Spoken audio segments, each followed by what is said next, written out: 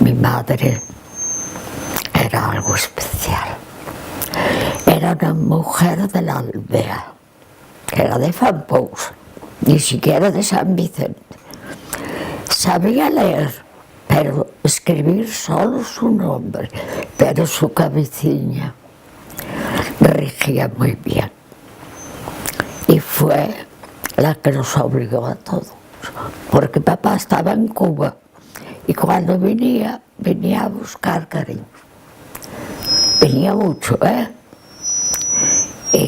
Y los que nos conducían para todo era mamá.